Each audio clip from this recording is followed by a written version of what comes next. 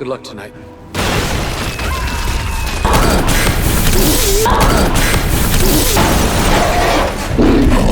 Oh, get in, go!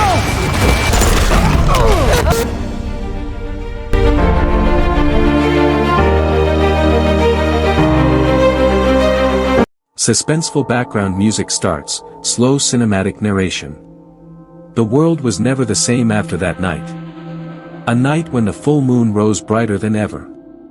A night when something inside humans changed forever. Supermoon. It was supposed to be just an astronomical event, a simple, beautiful sight in the sky. But when the rays of the moon touched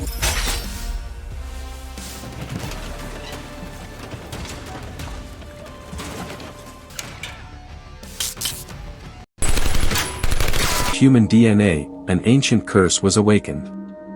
In a single night, over 1 billion people transformed into werewolves.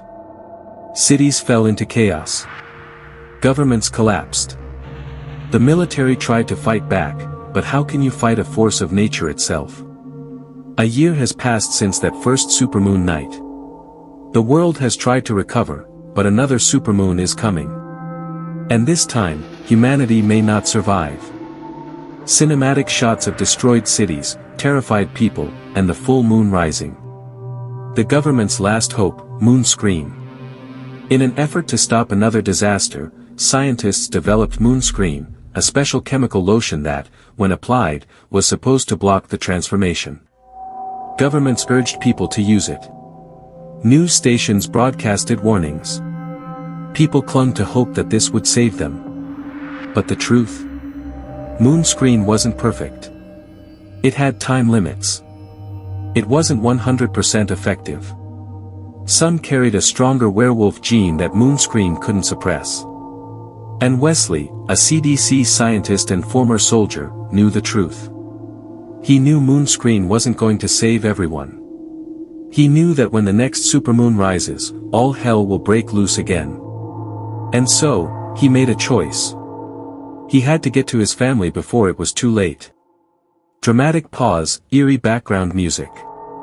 The journey to Sean's house. Wesley wasn't alone. He was accompanied by Amy, a fellow scientist who also realized that the government was hiding the truth. Together, they left the safety of the CDC facility and began their journey through a world that was already falling apart. As they drove through the city, they saw signs of panic everywhere. People were desperately searching for moon screen, breaking into stores, stealing from each other. The military was scanning civilians for the werewolf gene, arresting anyone suspicious. The government's control was slipping, society was already at its breaking point. And then, the first attack happened. A man in the streets, desperate for moon screen, pulled a gun on Wesley and Amy. "Give me your moon screen, or die." Wesley had been through war before. He knew that sometimes, the real monsters weren't the werewolves, but the people themselves. He disarmed the man in seconds, knocking him to the ground. But what happened next was even worse. The man started changing. His eyes turned yellow. His skin grew dark fur. Moon screen hadn't worked on him. Before he could fully transform, the military shot him dead. It was already happening. Tense music, dramatic scene transition. The horror begins at Sean's house.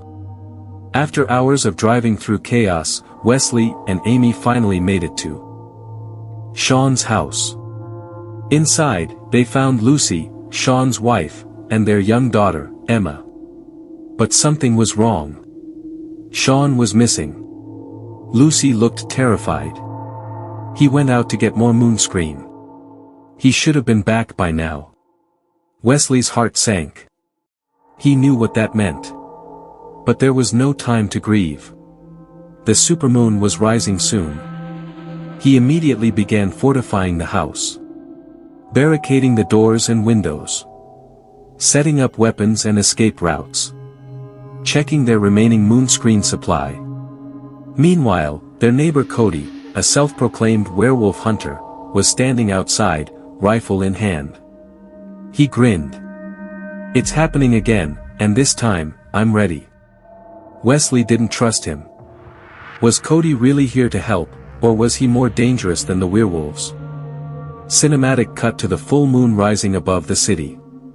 The night of the supermoon. And then, it happened. The moonlight flooded the city. Screams echoed through the streets. People began changing, their bones twisting, their muscles growing unnaturally large. The werewolves were back.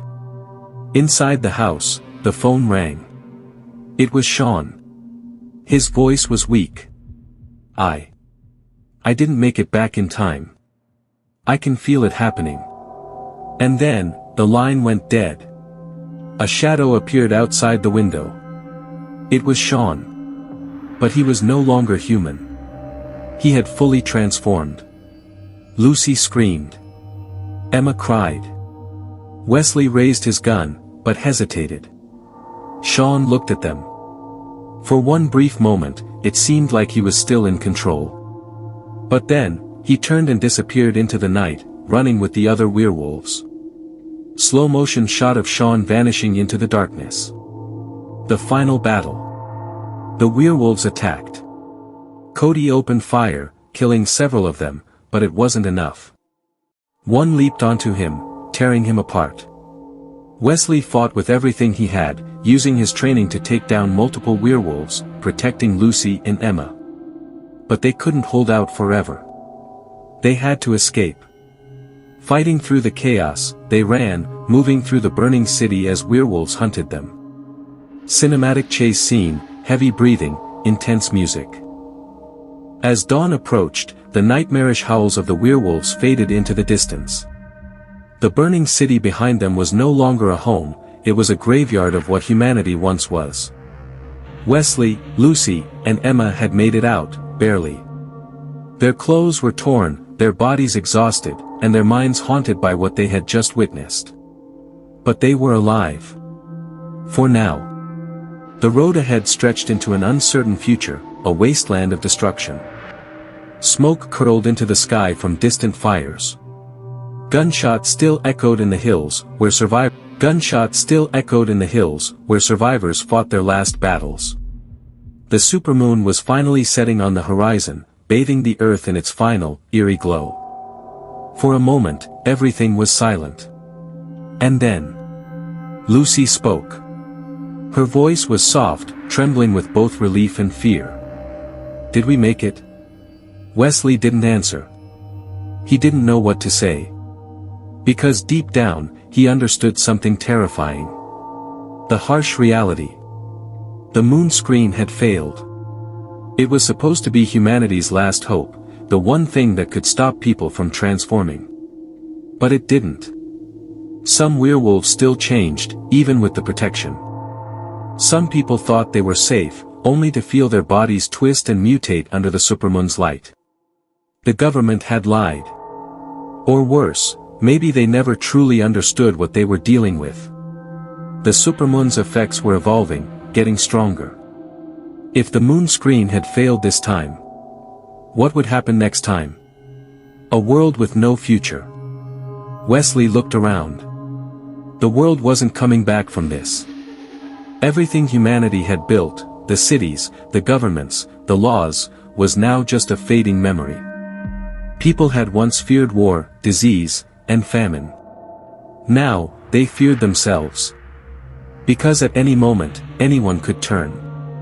Anyone could become a monster. Emma's question.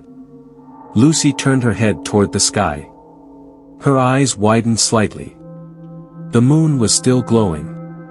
Not as bright as before, but enough to remind them. This wasn't over. Beside her, little Emma, innocent, unaware of how much the world had changed, looked up at Wesley. Her voice was soft, almost hopeful. Dad, will this happen again? A lump formed in Wesley's throat. He wanted to lie. He wanted to tell her that everything would be okay, that the danger was gone. But he couldn't. He had seen too much. He had fought too hard. And he already knew the answer. Wesley slowly closed his eyes, exhaling. Then, he whispered. Yes. This is just the beginning. The final truth. Out there, in the ruins of the world, the werewolves were still waiting. The survivors, those who had made it through the night, were left to wonder. Who among them would change next? Would there ever be a cure? How many more supermoons would come, before the world belonged to the werewolves forever? Somewhere in the distance, a lone wolf's howl echoed through the mountains. It was a warning. A promise. And as the last traces of the supermoon's glow disappeared into the morning sky, Wesley knew the truth. They weren't running toward safety. They were just running toward the next nightmare. Because the next supermoon was coming.